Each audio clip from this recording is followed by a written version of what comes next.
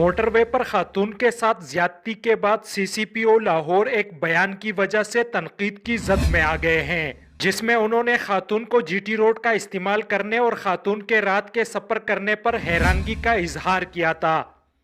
عمر شیخ پر متاثرہ خاتون کو واقعے کا ذمہ دار قرار دینے پر سخت تنقید کی جا رہی ہے۔ اگرچہ عوام کو تحفظ فراہم کرنا قانون نافذ کرنے والے اداروں کی ذمہ داری ہوتی ہے، ایسے میں ادارے کے چیف کی جانب سے ایسا بیان آنا عوام کے لیے بھی حیران کن ثابت ہوا۔ عمر شیخ حال ہی میں سی سی پی او لاہور تعینات ہوئے تھے۔ سوشل میڈیا پر صارفین نے سی سی پی او لاہور کو عہدے سے ہٹانے کا مطالبہ کیا ہے۔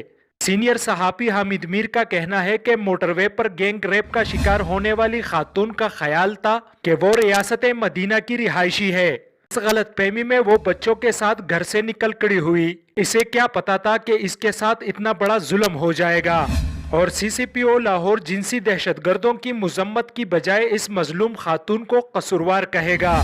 ایک صارف نے کہا کہ عمر شیخ کو عہدے سے فوری طور پر ہٹانے کی ضرورت ہے۔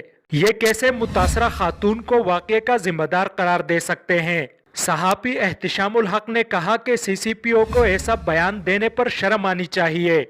وزیر اعظم عمران خان کے بانجے اور معروف وکیل حسان نیازی نے کہا کہ یہ وقت عثمان بزدار کے جاننے کا ہے۔ سی سی پی او لاہور متاثرہ خاتون کو کیسے ذمہ دار قرار دے سکتے ہیں؟ طور پی ٹی آئی ووٹر مجھے اس بیان سے صدمہ پہنچا ہے۔ ایک صارف نے کہا کہ جب ایک اعلیٰ پولیس آفیسر متاثرہ شخص کو ظلم کا ذمہ دار قرار دے سکتا ہے تو پھر تصور کرے کہ جونیئر پولیس افسران زیادتی کے شکار افراد کے ساتھ کیا سلوک کرتے ہوں گے۔